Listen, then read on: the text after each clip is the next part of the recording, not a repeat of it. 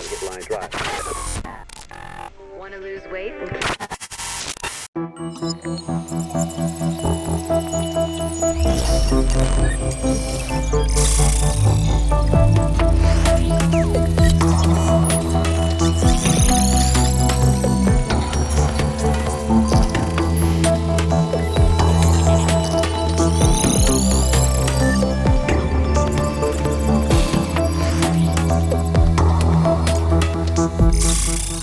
Being patient. There he is. George, how we doing, man?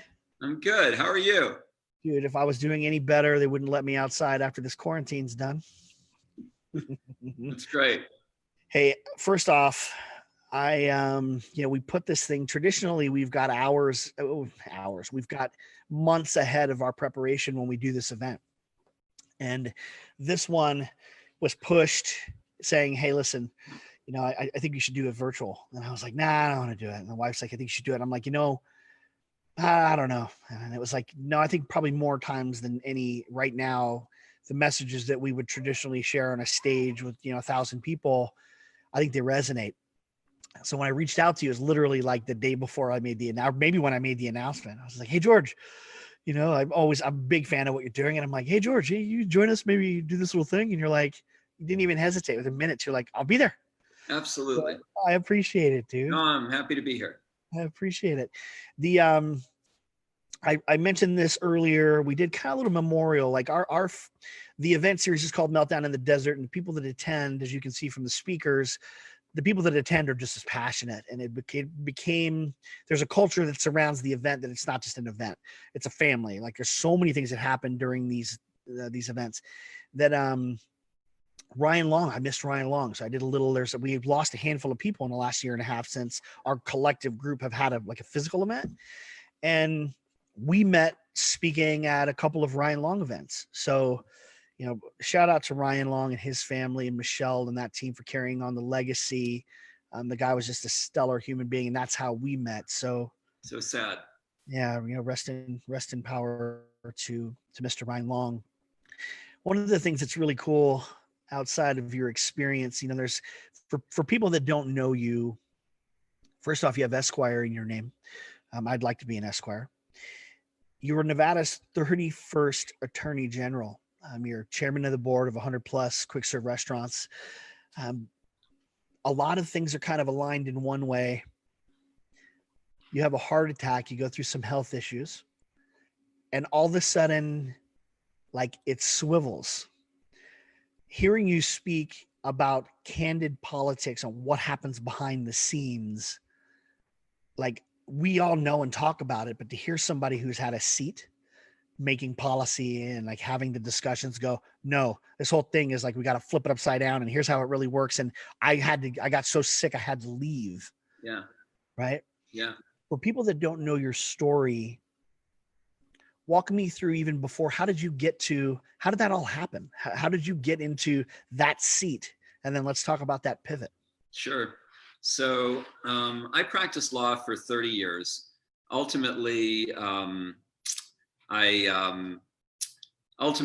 was it goes way back. I mean, I had an interest in politics when I was very young. I was actually 6 years old. I was in the car with my mom, and it comes over the radio that JFK has been assassinated. My mom pulls the car to the side of the road, and she starts to cry. And we go back to our little apartment, and we're watching the news coverage, and I'm watching this international outpouring of love and sadness over this fallen hero, JFK. And at 6 years old, as a little kid, it had a huge impression on me, and I was glued to the TV for weeks, and I wanted to be this man. When I was 6, I wanted to be president. Some kids want to be, astronauts. Some kids want to be firemen. Some kids want to be police. I actually, wanted to be this man that had just been assassinated and that the whole world was crying over. And I don't know why that was. I don't know if I wanted my life to have meaning, or if I wanted to do something important, or what it was, but I was drawn to it. By the time I was 10, I was watching Perry Mason, which is now, new, But I knew at the time I was 10 that roughly 2/3 of the presidents were lawyers. So I thought, well, I'm going to have to be a lawyer. So I'm going to go to law school. And so I started following that. By the time I was 12, I had it mapped out. I was going to be president in the year 2000. I would be 42 years old. I would be 1 year younger than JFK. And I followed this path. I became student body president. I went to law school. I ended up working for Senator Paul Laxalt in Washington, D.C. during the Reagan administration. And then I was also there in Washington during ABSCAM, and it was a political corruption event where these representatives had been caught in an FBI sting for accepting money, and they were having to resign in disgrace in front of an international press corps. And I was in the Russell Senate office building, and the elevator doors open up, and in walk these co-conspirators with their wives, and I see the look on their faces, and I realize that I don't want to be one of these guys. So it's a second epiphany moment. So the first epiphany moment is I want to be president. The second one is I don't want to be one of these guys that ends up in disgrace. So I thought, well, what happens? Why do they end up turning bad? Why do they end up taking money? Why do they end up being dishonest? And I thought, well, it's probably about money, right? I mean, they want money, they want nice things, they don't have it, they're surrounded by people with money, and they end up taking money. So I thought, well, how am I going to protect myself against that? And I thought, well, at 20 years old, I figured out that I would need to go out and I would need to make money on my own before I went into politics. So I decided that that's what I would do, that I would postpone going into politics. I would pivot, I would change my plans, and I would focus on making money. And then if and when I made enough money to become involved in politics, I would reconsider it then. So I did that. So I went to law school. I ended up working for one of the largest law firms in the world. I worked for a firm called Finley, Cumble, Wagner, Hein, Underbrigg, Meyerson, Manley, and Casey. Over 700 lawyers globally. I worked in the San Diego office. The associates in Finley were called the Dobermans. I was one of the Dobermans. I was a tough, young, aggressive litigator. And I built a reputation as a fine lawyer. And I attracted some attention. And I saw that my hometown of Las Vegas, where I had grown up, was the fastest growing city in the country. Here I was practicing in San Diego, and I thought for one of the biggest firms in the world. And I thought, you know what, I'll go open up my own firm in Vegas. So I go to Vegas, I open up my own firm, and I start practicing. And I do that for 10 years, and I make money. I become, quite successful. I do some real estate transactions, and I make a lot more money. And so all of a sudden, in 2005, I'm at the MGM. I'm at a fight at Fiaro's restaurant in the MGM, and in walks a political heavyweight in Las Vegas. Wait, George, what fight was it? It was Trinidad versus Wilkie, I believe. Nice. And so anyway, in walks the national chairperson of the state Republican Party in Nevada, and he comes up to me and he says, "George, I've been thinking about you." And I said, "Really, Joe, about what?" And he says, "The current Attorney General is going to become a federal judge. He's going to resign, and the governor is going to appoint his replacement. The governor has asked me to find his replacement, and I think you would be great." So I had developed a reputation in Nevada as a good lawyer. And I had gone up against the lawyers in the firm that this man ran. And I was well respected, and he thought highly of me, and he thought that I would make a good attorney general. And it shot me back to when I was 6 years old, and it shot me back to when I was 20 years old. And I said, I need to do this. I need to shut down my lucrative law practice. I need to take this $130,000 a year job and the sacrifice in pay that goes along with it. And I need to fill out my destiny and serve as Nevada's Attorney General. And so I did that. I shut down my practice. I took a huge pay cut, and I became Nevada's Attorney General. When I got in, Kolby, what I found was that politics was, even though I had been a student of politics for most of my life, and I understood that it was a dirty business, or that it wasn't, all, all wonderful and without its own complications and challenges. But when I got into it, I didn't realize the level of dysfunction and the toxic nature of politics and how bad it really was. And my ego made me think that I could make a difference. My ego made me think that I could change the system and that I could rise above it all. And what I found when I got in was that, a lot of people enter politics with great intentions, and they want to do the right thing. But when they get in, they find that the system is corrupted. We've allowed special interests and we've allowed money to have a corrupting influence on our political system, a horribly corrupting influence on our political system. And it's bipartisan. It doesn't matter if you're talking about the Democratic Party or you're talking about the Republican Party. There are two sides of the same tarnished coin. They've both tell the story once where everybody, not to interrupt George, but to put it into perspective, and this is one of the things that I really like, you think it, but you don't know, was I think you were talking about, it was one of the times like the Republican National Convention, the DNC and the RNC were happening at the same time, right? In the same city, like literally across the street from each other.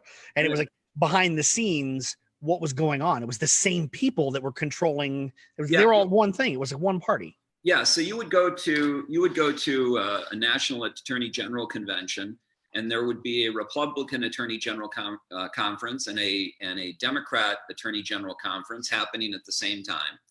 And the people that would show up at these conferences, so let's say there's 35 current attorney generals that are showing up at this conference, there would be 75 former attorney generals that would also be at the conference. And the former attorney generals were there with their clients. And who are their clients? Their clients are big tobacco, the distilleries, the payday loan businesses, the coal burning utilities, the nuclear waste shippers, all the dregs of society, all the bad businesses that want to have influence on government. And they come with their their former attorney general representatives, and they set up meetings with current attorney generals and they lobby them. And the message is implicit. The message is that, these guys are getting $25,000 a month retainers, $50,000 a month retainers to represent, the pharmaceutical industry or the tobacco industry or the liquor industry. And that if you play ball and you do the right thing, you too one day can be one of these former attorney generals, and you too can have these big, retainers, right? Well, the difference with me, Kolby, is that I gave up those big retainers. I already had $25,000 and $50,000 a month retainers. I had guys who wrote me a check for $300,000 just to retain me, non-refundable, from the day they took me on as their lawyer. So I gave that up for a $130,000 a year job. So I wasn't looking for back-end retainers of $25,000 or $50,000 a month. That's not what drew me to politics. What drew me to politics was a chance to have my life mean something and to do something important. So I determined ultimately, Kolby, that politics was not for me, and that no matter what I would do, no matter how good I would be, I really had three choices. I could play ball and go on to become a US senator or a governor or whatever, or I could buck the system and I could be Don Quixote challenging the system at every turn, and I would eventually be taken out by large moneyed forces. Or I could be a former attorney general and I could go on and I could make a contribution to society some other way. So I did something that was very unusual. I had raised $1.2 million in the first 3 months of the campaign. This is a matter of public record. This is something that anybody can check out. And my opponent, who is now a United States Senator, raised $165,000 to my $1.2 million. And I was the incumbent. I gave all the money back. I gave the money back to my contributors, and I raised money for my Democratic opponent. And I left politics. and I left my entire legal career, and I decided, I'm going to do something different with my life, right? And how do you do that? How do you transition from? I mean, that was not the smart play for, most people would say that, that's not what you do. You build on that 30 years of legal experience. You become in-house counsel. You become a senior partner at a major law firm. Why didn't I do that? Because I wanted my life to have more to it than that. I had done that long enough. I didn't need the money. I had the confidence. I had supreme confidence in my ability to do other things. I had done real estate deals. I had made millions in real estate. I knew I could do other things. And so I left that all behind and I pivoted and I decided I'm going to do, something that I want to do. And I was made an offer that I couldn't refuse. Ultimately, after I finished my term as Attorney General, I was asked to be chairman of a small company, a growing company, that had been around for 32 years. It was a company called Capriotti's. It was a QSR franchise, a quick service restaurant franchise. They had 40 stores, been around 32 years, and they were doing double what Subway was doing. And they were doing it in non-major urban markets, and they were doing it with mom and pop operators, and they were doing it with zero advertising. And I thought, what if we came in? What if I got involved in the company? And what if we brought in major operators? And what if we took it to major urban markets? And what if we did A and B locations? And what if we did some marketing? Where could we take this company? So that was 10 years ago. And that was a company called Capriotti's. And I've served as chairman of the board of that company for the last 10 years. I've loved the opportunity. We've grown the company. We've tripled the size of the company. We're now in 20 states. We have about 110 stores in 20 states. We have about 175 stores in the pipeline, people who have signed franchise agreements to open stores. We were one of the fastest growing quick service restaurants in the United States prior to the pandemic. And we built this company from 2008, which was the Great Recession. From 2008 until 2020, we tripled our size in a difficult economy. And now in a pandemic economy, we've pivoted again.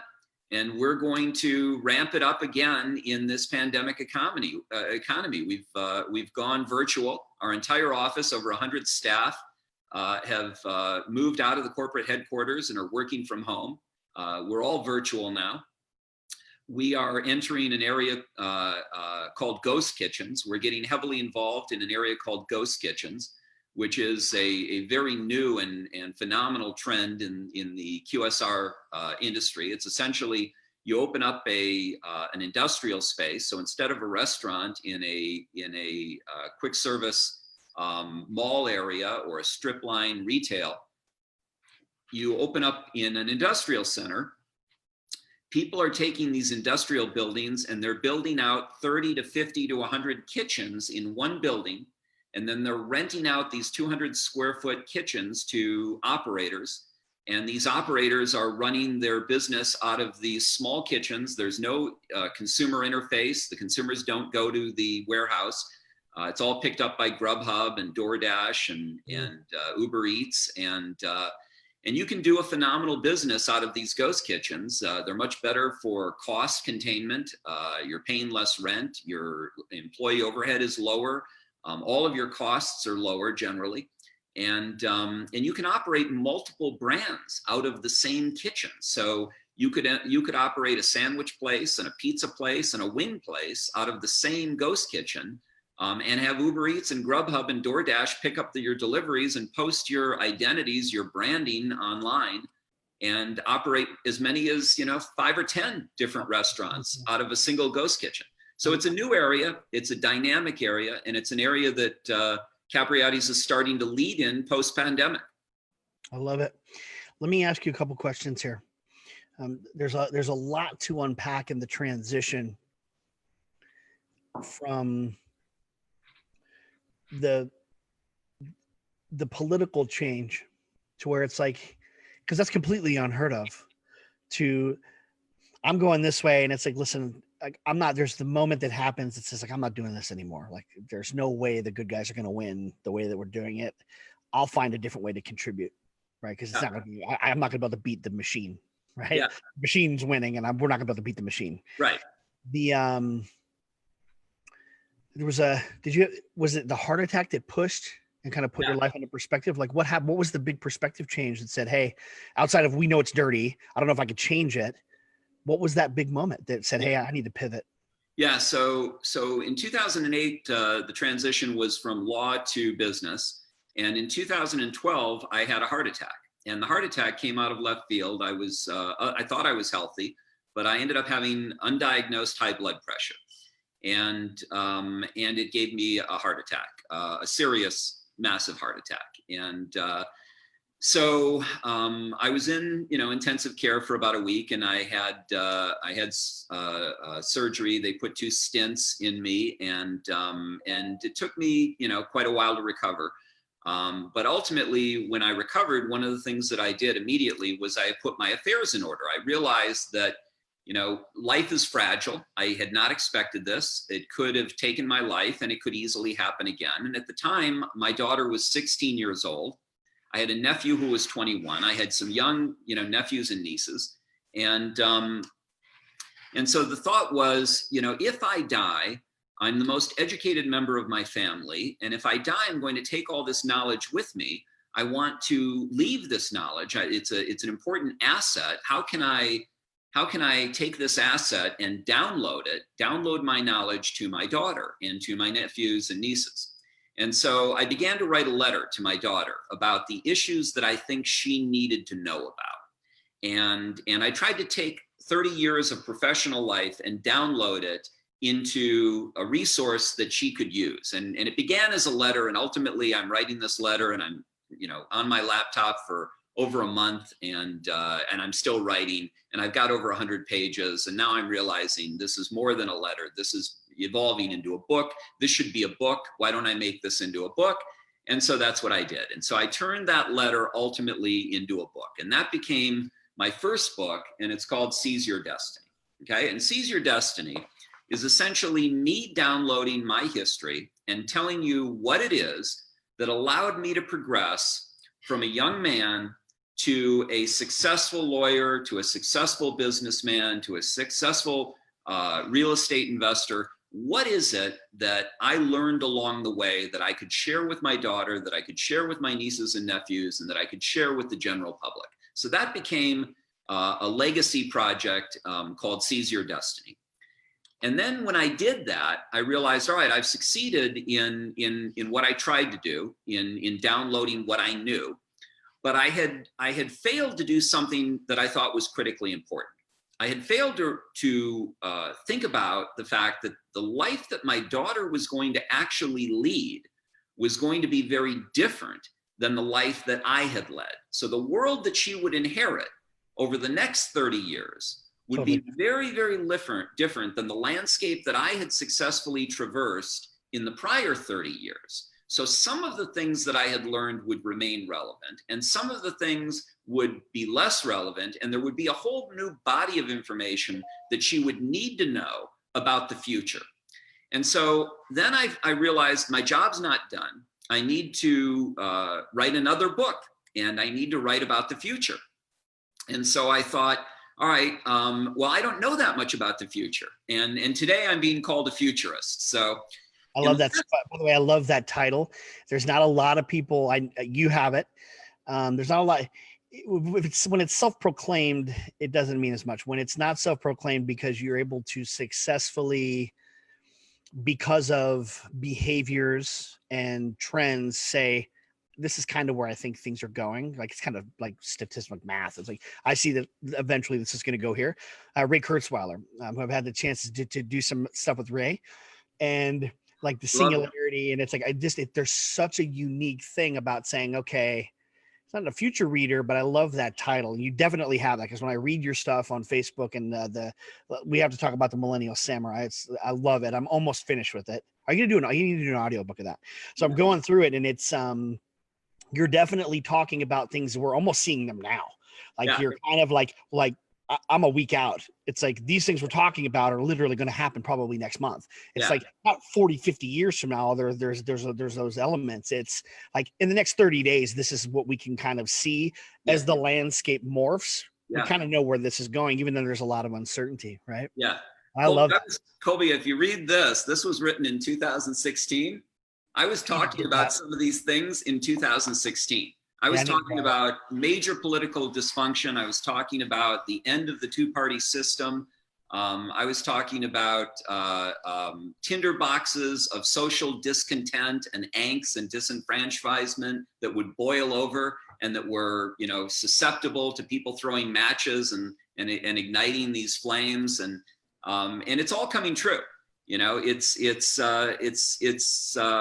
You need to realize that for the past 30 years as a lawyer, my job has been to look beyond the horizon on behalf of my clients, right? So when a client came in and they said, George, we want to form this business and we want to do it this way and we want to do it with these people and we want to do it with this level of capitalization, I would have to think about all the issues of, well, first of all, is this business going to stand the test of time? Are these the right partners for you? Are you properly capitalized? I'd have to analyze all the various, complexities of these issues from industry to industry to industry to industry over 30 years with all these different people and all these different businesses, and have to learn about each of these businesses along the way.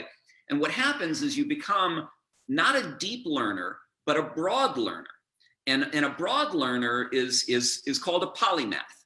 And a polymath is someone who has a very broad base of knowledge and is able to learn things very quickly. So when you have to learn, when your job is everybody who's coming in the door, this guy's coming in with a oil drilling business, and this guy's coming in with a restaurant business, and this woman's coming in with a stenography business. I mean, they're all different.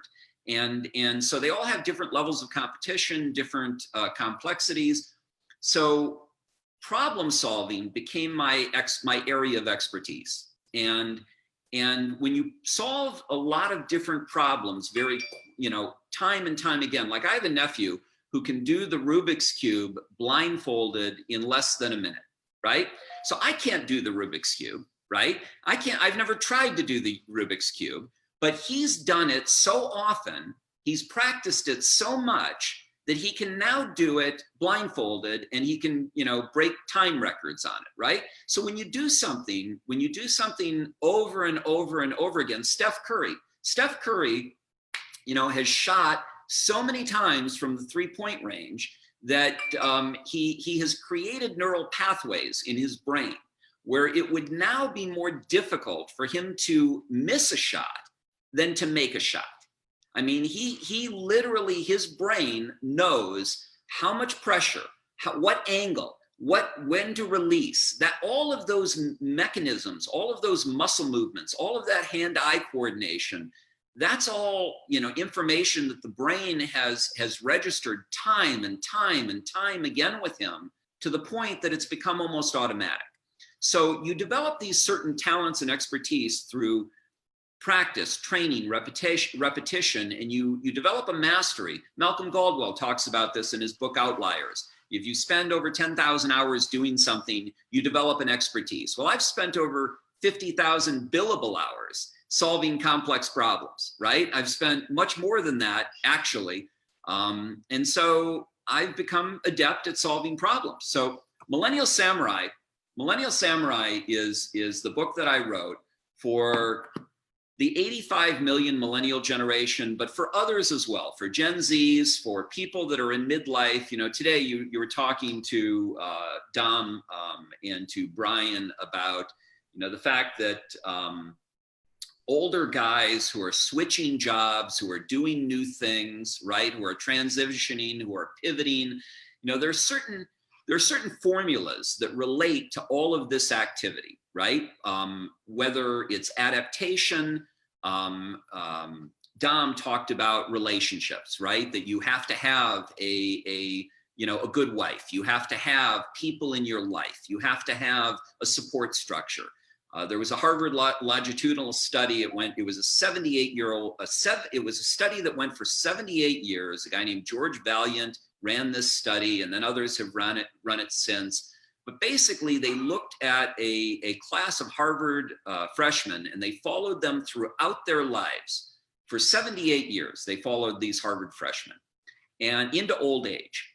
And they wanted to know what was the difference between those who ended up having a happy, healthy life, a happy, healthy, and successful life, and those who had an unhappy, unhealthy, unsuccessful life. What were the key indicators and differences between these groups, right? They were all smart. They were all, smart enough to get into Harvard, right? But some of them had really lousy lives, and some of them had brilliant lives. And what separated them?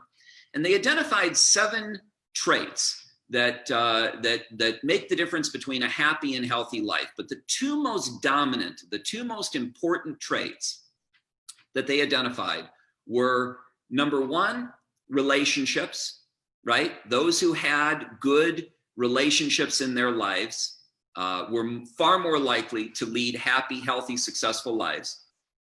And those who were able to adapt to changing circumstances successfully, right? So there's successful adaptation and there's maladaptation.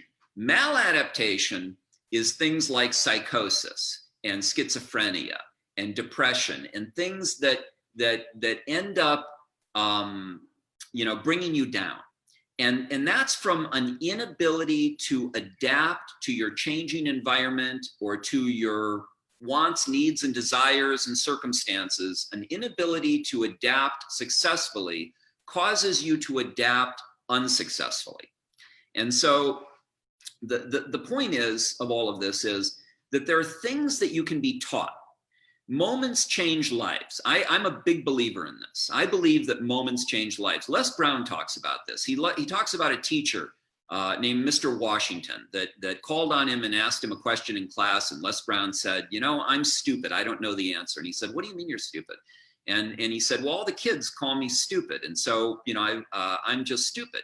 And Mr. Washington brought him up and he said, never let the opinion of others determine how you think about or view yourself.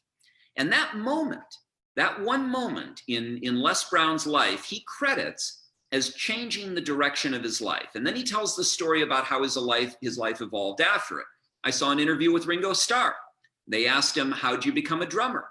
And he said, I was 13 years old. I was sitting in a hospital bed and a nurse came in and she put a little drum set on my bed. And he said, and I never let it down. I never let that drum set down. So that moment of that nurse coming in, Dom talks about people that have reached out to him and talked to him. People have reached out to me. I had a young man from this first book, Seize Your Destiny. A young man wrote me and he said, your book spoke to me like the father I never had. It's things like that. I've had police reach out to me and say, I was thinking of quitting. I was depressed. And your book changed the trajectory of my life. I've had inmates, prison inmates that I've spoken to. I spoke to 100 prison inmates. And some of them came up after me and said, I want to be a millennial samurai. Yeah. I want to be what your book is about. Yeah. I want to be what you're talking about. I want to have that life, right? And that's how it starts. It starts with that desire to want a better life. And so I'm giving away 1 million copies, 1 million digital downloads of this book. All right. You can go on millennialsamurai.com and you can download this book for free. When we do the follow-up, because we're going to chop up some of these. We'll get about 20,000 impressions for the whole event. And what we're going to do is a lot of it's going to come in the replay because it's hard to sit through an all-day stream. So we'll chop up everybody's speaker reels and then we'll include that. And then we'll also get that out to the email or in our email distribution. It's a great book. I highly recommend it. I'm almost through. I'm just about finished with it. It's just one of those things where, to put it into perspective, it's the history of where things might be going, your life experiences, and then how do you adapt, and then how do you use that to your advantage, right? If I were to at a very high level kind of summarize with very some tactical things. I mean, the stories that are in there and the stuff that George talks about, it's extremely relevant of what's happening today. It's definitely a must read. It's one of those things I highly recommend. And we want to help you get to that 1 million download. So I really appreciate you sharing that with us. Absolutely. George, nothing is better than having a stranger reach out to you that you don't know. Because usually when you're doing a project, you're doing it because you know there's somebody out there that needs to read it. You just haven't met yet. And it's like, so like you do it and then you get it out there. And it's nothing feels better than having a complete stranger reach out to you because you're not expecting it. Like Dom said, it usually happens when you're down. I've noticed it's that way with me too. Like when it's like I'm in a funk and nobody would know I was in a funk, and all of a sudden I get some instant message from somebody that's like, I saw this, or I read this, or I listened to this, and they thank you for whatever reason that piece of content connected. And you know you're doing it for that one person, and you hope that one person becomes lots of people. The thing you don't think about is what it does for you, like when it's kind of that give and take. Let me ask you this, man. We're going to wrap it up here. We just kind of pushed some things around. I wanted to, first off, I honor your time. I really respect your experience and sharing so much wisdom with our group today. So thank you first and foremost for getting on and spending some time with us. Absolutely. Thank you for having me. Yeah, of course, man. I respect what you're doing, and to really kind of get some tactics. It's hard at for 30 minutes to get 35 minutes to get a grasp of kind of the depth of some of the stuff that we've talked about today. Specifically with George, go to his Facebook page and look at the way he posts and talks about the topics that are happening right now. It's a nonpartisan approach to having a take, from masks to funding to presidential decisions to how we're moving and interacting and adapting, right? It's, when I started this, George, there were three groups of people that really I felt where we are today, if I were to summarize our state, kind of the state of the world. You got a group of people that are afraid and they're in their shell. I am not coming out of this quarantine. I probably lived a quarantine life before, but now I'm just staying home and I'm afraid of everything. Waiting for somebody to tell me what to do and like kind of almost making me do it. Second group is, well, I know I kind of got to work from home a couple days a week. I'm a virtual employee now. I've got to adapt a little bit. My schedules have changed. There's a new normal, right? We're not going backwards. It's a new normal, and I'm kind of in the middle of it because I have to. Bills, I've got kids, I can't just sit. Then you have a group of people, which the outliers, right? The Malcolm Gladwell outlier, that are looking for ways to help people as new opportunities are created based on shift, right? Airbnb and Spotify, for instance, were started in 2008 in the middle of Uber. And Uber. It's when you look at those businesses too. I mean, poor Airbnb, their CEO just put a statement out that was kind of heartbreaking, but he's like, we spent 12 years and to build this business in 6 weeks, it's been completely destroyed. It's, where are the opportunities to serve based on this new model that's kind of forming? We don't know what it looks like. It's forming. You've been very out in front of that. You've been very out in front of saying kind of, here's what I feel, but here's an idea. What do you think? You never say, here's what I think. It's always like this. What about this? And it kind of provokes a conversation based on where the model is changing and evolving. Like, I love what you're doing with QSR and like the shared kitchen space. We were doing something similar with food delivery trucks, like the food trucks that come around and do we did a central hub for all the food trucks to park, and we would buy food in bulk. It cut down their cost and expenditures in half because you used the bulk power buying, and it changed the way they didn't have to do it all at their house. Right. It was so I love the model that you're doing. I know that it works. We've done it. I know that it works well. What opportunities do you see based on this new shifting landscape for, I'm a dad of 3 kids or 2 kids, and I live in middle America, and maybe I'm a blue collar guy. Like, what are the opportunities that you see kind of coming?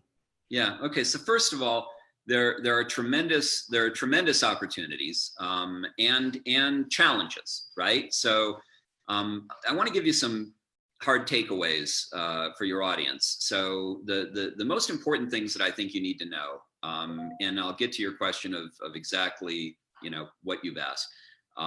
But first, I want them to know that the world is changing rapidly and radically.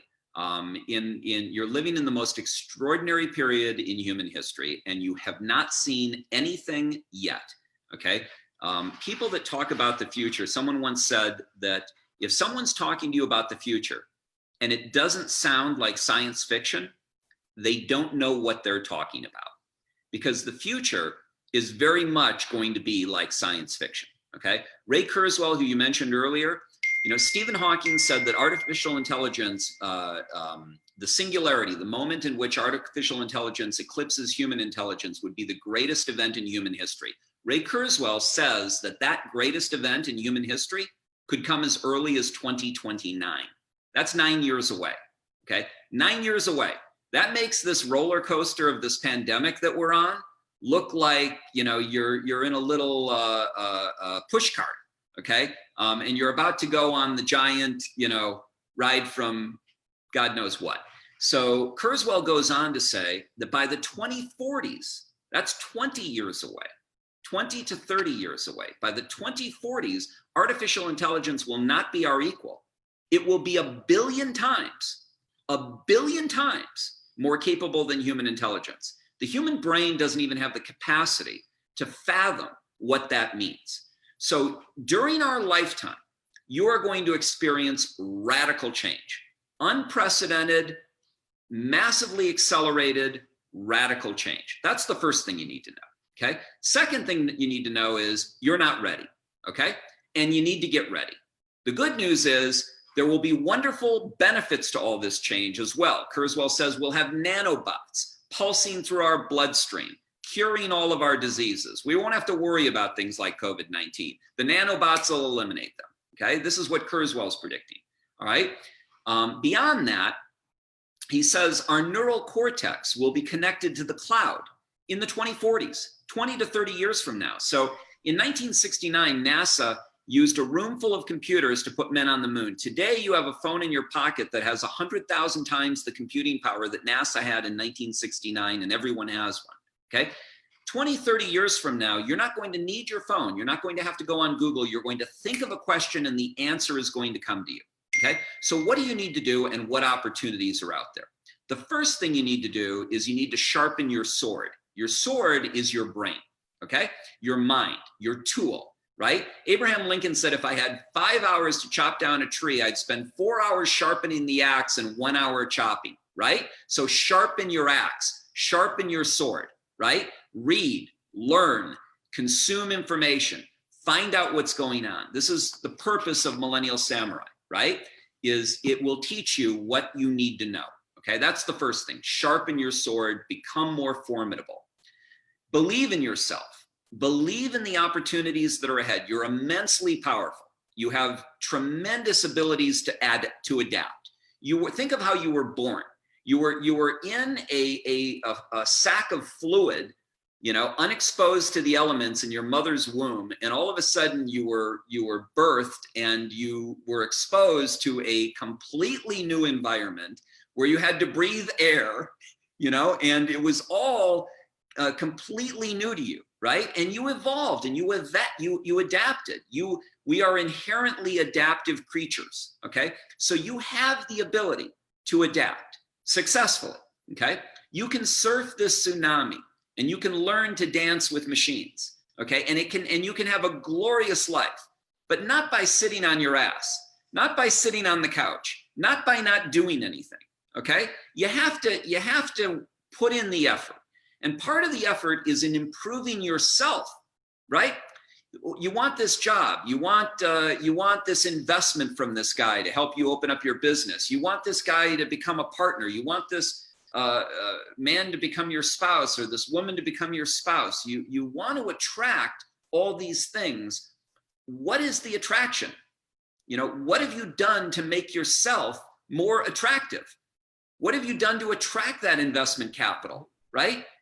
So the more formidable you are, the more dependable you are, the more courageous you are, the more optimistic you are, the more thoughtful you are, the better you are, the more you will attract in kind, right? You'll attract the right spouse, you'll attract the right partners, you'll attract the right investments, you'll attract the right deals. They will come to you. There have been studies on these things, right? There was a study in London. They asked a guy, do you consider yourself lucky? He said, yes.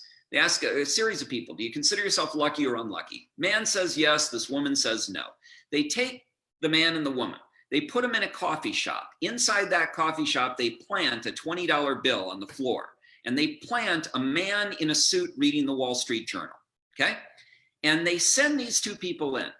The woman walks in, she never notices the $20 on the floor. She goes in, orders her coffee, gets her coffee, walks out of the store. That's the end of the story. No opportunity. The man who said he considered himself lucky walks in, he's more observant. He sees the $20 on the floor. He picks it up. He goes to the counter, he gets his coffee. He notices the man with the newspaper, and he sits down near him and he strikes up a conversation. The difference is your mindset. The difference is, are you open to opportunity? Do you sense opportunity? Are you looking for opportunity? Do you recognize opportunity when it comes? So when you say what opportunities are out there, you are being bombarded with opportunities every moment of the day. There are opportunities throughout this conversation and this dialogue that we've been having. Tremendous opportunities that are embedded in this conversation that we've been having, right? The opportunity to read Millennial Samurai, the opportunity to discover more about who you are, Kolby, or to discover about who I am and how we might be able to help you, right? So the opportunities in the future are going to lean towards, assume that anything that can be automated will be automated, right? So jobs, any job that can be automated, drivers, truck drivers, 3 million of them, Uber drivers, 3.9 million of them, fast food workers, 8 million of them, clerical workers, 3 million of them. All of these jobs are going to be gone. Over the next 10 to 15 years, they're all going to disappear. They're all going to be automated, all right? So there won't be those jobs. So you don't want to go into those areas. You don't want to learn about those areas. You don't want to focus on those areas. You want to move out of those areas, right? So what areas will be important? One area that will always be important, no matter where technology goes, as long as human beings exist on this planet, empathy, the ability to work with other human beings, the ability to lead, the ability to soothe and engender confidence among other human beings, right? Machines will not be able to do that. Only leaders will be able to do that. So becoming a leader of people, becoming someone who has empathy for others, becoming someone who can collaborate with others, right? Drawing on all these different perspectives and resources and creating something from all these diverse contributions. My book talks about Google's 7 most important skills. What are the things that Google thinks are the most important things for their employees to know? What does the World Economic Forum tell you are the next 10 most important things for you to know over the next decade? These are all things that you can learn that are in this book, right? So read the book, download it for free at millennialsamurai.com and read. And huge opportunities. Shopping malls, retail shopping malls are closing down. They're going to be repurposed, right? So you can probably go in and buy these retail shopping malls. Industrial space, ghost kitchens are going to become huge. It's going to become a burgeoning area. Delivery is going to become bigger and bigger. Companies like Zoom that allow and facilitate this type of interaction globally are going to become dominant forces. So think about what we're doing today in this pandemic, how people, office space, I wouldn't want to own an office building today. I wouldn't buy an office building. I wouldn't invest in an office building, right? If you're thinking about opening up an office, think about, whether or not you need a physical space, right? The interaction between your employees can be accommodated through a number of different alternatives. You can have events, you can have conventions, you can have other things that cause your employees to physically interact, but they don't necessarily need to be working out of an office, right? So there are all sorts of opportunities that feed into these changes. There's a company called Planetary Resources, opportunities. Larry Page and Eric Schmidt of Google have put tens of millions of dollars into a company called Planetary Resources. They want to mine speeding asteroids, right? Now they've identified an asteroid. We think it's funny, right? We think speeding asteroids, it's like the Jetsons or something. Yep. They've identified 5,000 of these asteroids that are mineable, 5,000 of them. They've identified just one called Davida that they believe has $100 trillion worth of precious metals on Davida The US GDP is 18 trillion. The world GDP is 80 trillion. And this asteroid has $100 trillion worth of precious metals on it. Send me to the asteroid. Do you think that's going to be an industry? Yeah. You think asteroid mining is going to be an industry? You know, if you knew about Coca-Cola at the turn of the century when the company was just coming out and you had invested in Coca-Cola, you'd be a multimillionaire today. Well, if you see Planetary Resources go on the New York Stock Exchange, I'd buy some stock in it because that's going to be a huge industry. And the $100 trillion worth of precious metal isn't even the most valuable thing on the asteroid.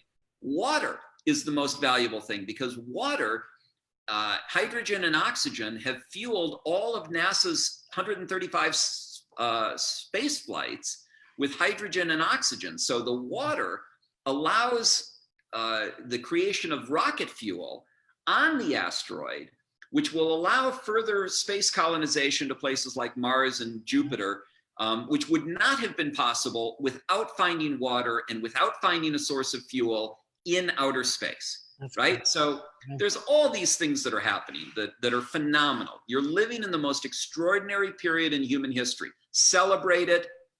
Don't ignore problems. Don't run from them. Don't hide from them. Run at them and embrace the change and you know, be a leader. You know, celebrate. Don't squander. Yeah. Right? Don't squander the chance because those opportunities are there if you're looking for them. Yeah, and don't squander your time. You know, time is precious, so you should be learning. The Reezy Resells, we got you on deck, brother. We're gonna bring you in here in a minute. We're running a little bit late here, so I appreciate the speakers on that are in the queue. I'm gonna end with a real life example that I think you'll appreciate. I consider myself an opportunist, and when I say that, immediately what it could ring is like, oh, he's just looking to take care, like he's looking to swindle or take something. It's like, no, what I mean by that is I'm always looking for opportunities. With ADD, I had ADD, diagnosed with ADD when I was 8. So staying focused is always the thing, but I do better when there's like, I think clear when there's this all the time. And I'm always looking and feeling, like Dom said, I'm feeling what my gut tells me. In the middle of a pandemic, we took a documentary film company we were focused on suicide awareness and prevention on teens. Everything stops because we're not traveling. We build relationships with a program that helps teens. They need help with something. We turn that into a company that becomes a software platform for marketing automation for these behavioral health companies. In the middle of a pandemic, like that's happening in real time. And it's like a monthly service. We're helping these companies. They need the help. It cut down all their expenses on marketing to nothing. And it's producing results. In the middle of that, we got asked, this is the $20 bill, George. This is the $20 bill. I thought you were going to say he asked the guy with the Wall Street Journal, is this his money? And that became an opportunity. Oh, yeah. He took that the money. would have been great too. That's the story. That's the next story. Like the $20, hey man, did you drop this? I see it. And you're standing there as this year's, that guy opens up a door. So as we built this company, the goal is just to continue to grow. Like we're going to dominate this space, a few hundred clients a month. Like this is a good, legitimate business. We get asked in the middle of a pandemic to help market a testing solution for COVID. It's the only saliva kit that's approved by the FDA. We were brought on to help with marketing. When we sat down to have the conversation about, oh, we've got early mover adopter and like, there's nobody that's going to be able to do this and nobody wants this Q-tip jammed up their nose. I don't care what you think about COVID. Like I don't. What I know is regulations have been put in place where businesses are closing. And if we do not do, something has to be done and testing has to be a part of that solution. I can look at this, hey, this is just a marketing opportunity and charge a couple grand to make a video for them and do the branding and help bring that to market. Or that conversation becomes a partnership. And now we're leading in the front, helping them with the marketing that they needed, but then saying, hey, I want an exclusivity here. I want to go after state, local, and municipal. I want to go into the counties that can't afford the testing, that they don't have the kits, because guess what? The saliva kits, we got 100 million of them in a warehouse or something. It's like 10 million. We can do 30,000 of those a day. There's no shortage of these saliva kits. They've been approved.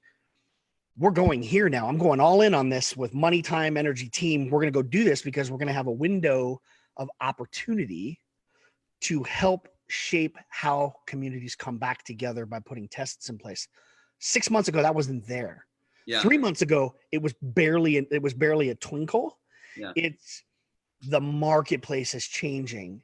And if you're positioning yourself to see what can I do to help other people, not what can I get out of it, what can I give, that opportunity now doesn't become as self-serving as the monetary value. What happens is the stars align more for you to capitalize on that, where the value comes in the relationships and the business. The money is always going to come when you're like leading that way. Yeah. Is when you look at things through the lens of an opportunity, versus squandering the time that we have thinking something's going to save us. I'm excited. Like, I love it. I get kind of caught up in the garbage on social media. It brings me down a little bit. I have to like disconnect from it, but because it's overwhelming. Yeah. But there are so many opportunities around us, man. So many opportunities. There are tremendous opportunities. And your mindset that you described, I love your idea of picking up the $20 bill and asking the guy, is this yours?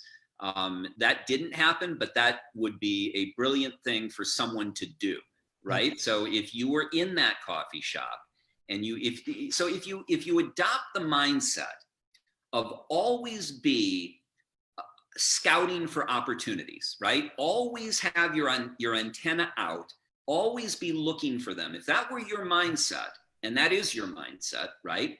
Then you walking into that coffee store would have picked up that $20 bill and might have said to the guy, is this yours, purposely to open up a conversation with this guy in the suit reading, the business press, right? You'd want to meet him. And so you would facilitate that interaction. You can do it any number of ways. You could ask him how his coffee is. You could ask him how the food is there. You could ask him if it's his $20 bill. But the point is that you have the awareness yourself that it is good for you to create opportunities. Yep. And that you need to be the driver there. You need to be the guy who's looking for them, who's spotting for them, and who's embracing them. I have a great way to think about that. It's a quick knock knock thing. Knock knock, who's there? Opportunity. Opportunity who? Opportunity lost. If you have to ask opportunity who, that's over. Then it's over. You got to see it. You got to recognize the opportunity. You got to see it. Yep. And do something with it. My friend, I really, really appreciate the time again. Thank you. So much wisdom and knowledge. Where can people find you? So we know millennialsamurai.com. Go get the digital download of the book. It's going to give away 1 million of these. I need to buy I like to have a hard copy. I have a library at home. It's like I need to go get me one of the actual physical copy. Great book. I highly recommend it. Where else can people find you? You can find me on social media at George J. Chanos, middle initial J for James, Chanos, Chanos. GeorgeJChanos.com, George J. Chanos on Facebook or Instagram or LinkedIn, and millennialsamurai.com. And I'm also launching an empowerment program called Limitless. So you can go to limitlessthinking.com. And it's all tied into GeorgeJChanos.com. If you just go to my website, you'll see everything. And I'd love to have you follow me. And if I can help you and help improve your life, that's my mission at this point in life.